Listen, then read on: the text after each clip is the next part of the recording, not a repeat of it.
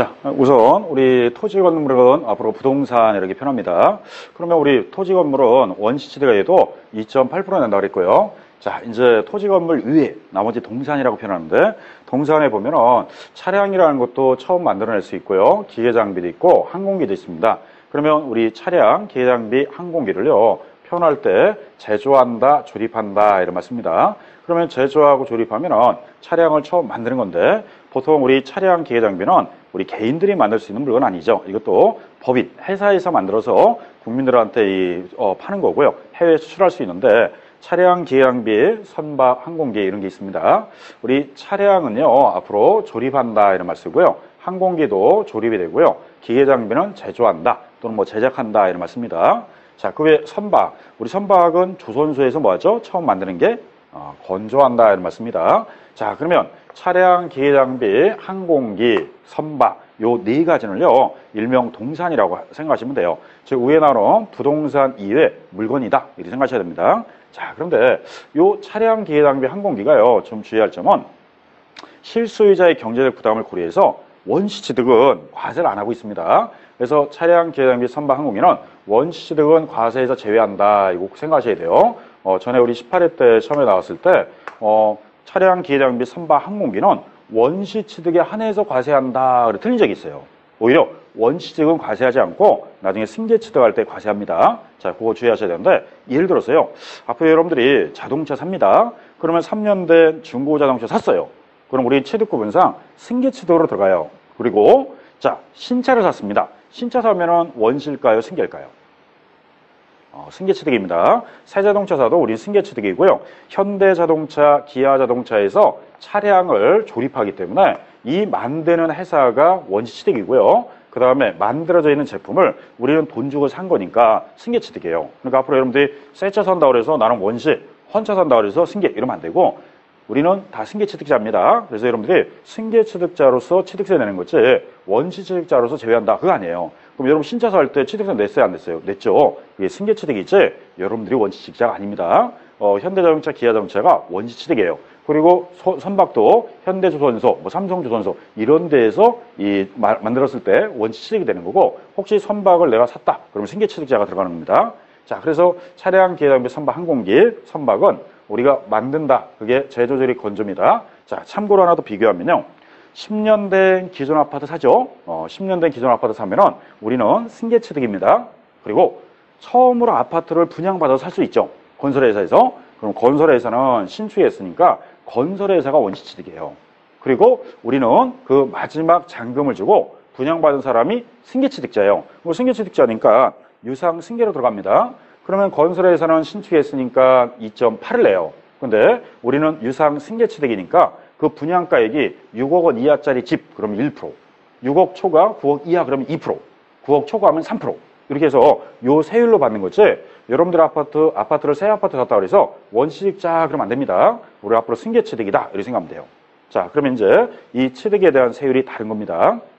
그러면 오히려 좋죠. 아파트 같은 경우 분양받아서 가격에 따라서 1%, 2%, 3%면 오히려 원시취득자는 무조건 2.8이에요. 금액에 관계없이 무조건 2.8인데 이 승계취득자인 유상 승계취득자는 1%가 될 수도 있고 2%가 될 수도 있고 3%가 될 수 있으니까 오히려 주택에 대해서는 더 경제적이죠. 세금 내는 게. 물론 상가를 신규 분양받았다. 그럼 당연히 4% 내야 되고요. 만든 자는 2.8% 냅니다. 이렇게 취득의 구분상 세율이 다르다는 거. 그것 때문에 좀 강조하는 겁니다.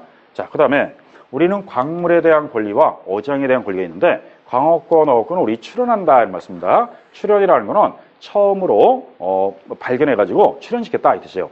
근데 광업권, 어업권도요, 광물 개발하는 거, 어장 개발하는 거 쉬운 거 아닙니다. 초기 비용이 많이 들어가니까 우리 취득세에서는 원시취득에 대해서는 면제주자. 그래서 원시취득은 과세한다, 면제한다, 면제한다 이런 말씀입니다. 그러면 좀 아까 차량, 기계 장비, 선박, 항공기는 과세에서 제외한다는 거는 아예 과세를 안 하겠다 이 뜻이고요. 그 다음에 광업권, 어업권은 취득세를 면제해 주겠다 이 뜻이에요. 그러면 주의할 점은 면제받으면요, 농어촌 특별세 20%를 따로 내야 돼요. 면제받은 만큼 농특세 내야 돼요. 그럼 앞으로 면제받았다, 감면받았다 그러면은 다 농특세가 20% 냅니다. 우리 취득세, 등록면허세, 양도세는 면제 감면에 따른 농특세를 내게 돼 있어요. 그러니까 면제자는요, 취득세를 면제해줬다는 거지, 농특세는 따로 내라. 그런 뜻입니다. 자, 그래서, 광업번호권은 원시취득은 면제, 이 말 써야 되고, 차량 기회장비 선박항공기는 과세 제외, 이런 말 씁니다. 자, 다음. 여러분들 민법 배우실 때 점유자가 타인 부동산을 오랫동안 점유하다가 시효가 지나면요, 그 부동산을 취득할 수 있어요. 그걸 우리는 민법상 취득 시효다 이렇게 표현합니다. 자, 그럼 민법상 취득 시효는 우리 원시 취득에 들어가기 때문에 이 민법상 취득권을 인정받았어요. 그러면 시효 취득자도 원시 취득이니까 몇 프로 내야 되냐? 2.8% 내야 됩니다. 그래서 민법상 취득 시효도 2.8이다 이렇게 나와 있어요. 자, 이런 표현을 우리는 다 원시 취득이다 이렇게 표현하고 있습니다. 자, 다음 이제 승계 취득으로 와봤어요. 자, 승계 취득에는 유상 취득이 있고 무상이 있는데, 유상 취득에는 이런 표현들이 유상입니다. 가장 일반화되는 게 우리 사고 파는 거죠. 매매했다, 타인하고 부동산을 바꿨다, 교환했다. 그 다음에 내가 갖고 있는 부동산을 회사에다 투자하고 주식이나 지분을 받는 거를 우리는 현물 출자한다 이렇게 표현하고요. 법원에서 나중에 경매받는다, 자산관리공사에서 공매 처분해서 받았다, 또는 물건으로 대신 채무를 변제했다. 이런 것들이 다 대가성이 있기 때문에 우리는 일명 유상취득이라고 표현합니다. 그럼 유상취득하면은 매매, 교환, 현물출자, 공매, 경매, 대물변제 다 몇 프로 내야 되냐? 4% 내야 됩니다. 자, 물론 주택에 한해서는 1%, 2%, 3%짜리가 있고요. 자, 무상취득. 무상에는 상속이 있는데 아까 상속은 2.8이라고 그랬습니다. 그 다음에 상속을 제외한 나머지 증여한다, 기부한다, 유증한다, 뭐 사인증여다 이런 말 나오면요, 다 3.5%다 이렇게 생각하면 돼요. 상속 이외의 무상은 다 3.5가 되고요. 상속에 대해서는 2.8을 과세합니다. 그럼 나중에 여러분들이 상속받아서 재산을 취득했는지 아니면 증여받아 취득했는지 이거에 따라 세율이 다르다 이 뜻이에요. 자, 그래서 무상에는 두 가지를 크게 나누면 상속과 상속 이외 이렇게 분석하시면 되고요. 자, 그러면 이제 무상취득도 승계취득자니까 이 상속인이나 수종자는 나중에 취득세를 내야 됩니다. 자, 이제 의제취득. 의제취득은요, 취득으로 간주한다 그랬어요. 간주취득인데 네 가지만 현재 지방세법에서는 취득으로 간주합니다. 자, 첫 번째는 뭐가 있느냐? 토지가 있습니다. 자, 우리 토지는요, 처음에 우리 지목 변경 이런 말 써요. 그러면 토지는 지목을 변경하면은 무조건 취득은 안 해요. 전제 조건이 하나 있는데, 그러면 토지 지목이 28가지가 있는데 이게 다른 지목으로 바뀌었다 이랬을 때 가액이 뭐가 되느냐? 증가할 때만 취득이에요. 근데 오히려 토지 지목이 변경했더니 가액이 감소했다. 그럼 취득이 아닙니다. 어느 때만 취득이냐? 가액이 증가할 때만 취득이다. 자, 그 다음에 건축물.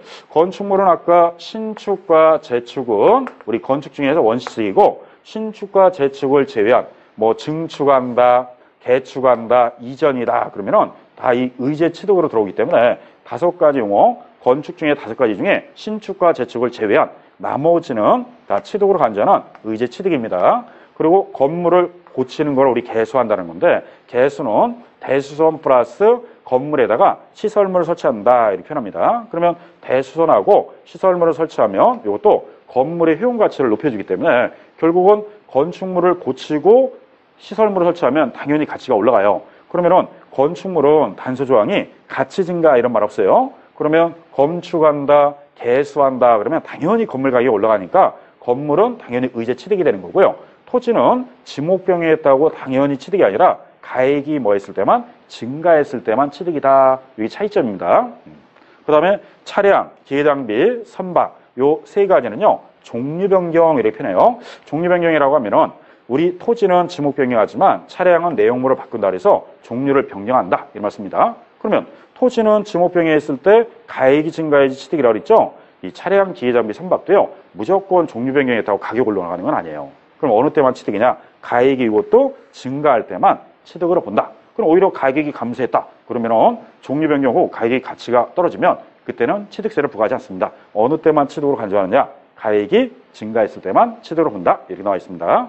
자, 그 다음에 주주는 주주인데요. 과점 주주가 있어요. 이 과점 주주는요, 주주 1인 플러스 특수관계자 다 더해서 본인, 배우자, 자녀 또는 형제 이렇게 다 더해가지고요. 그들이 갖고 있는 주식이 50% 초과하면요. 이때는 과점 주주라고 그래요. 여기서는 주주 1인을 말하는 게 아니라 주주 1인과 특수관계자를 다 더해서 그들이 갖고 있는 지분 비율이 50% 초과했다. 그러면 무슨 주주를 하느냐? 가점 주주라고 합니다. 자, 가점 주주는 주식을 취득했지만 이 가점 주주가 특정 법인을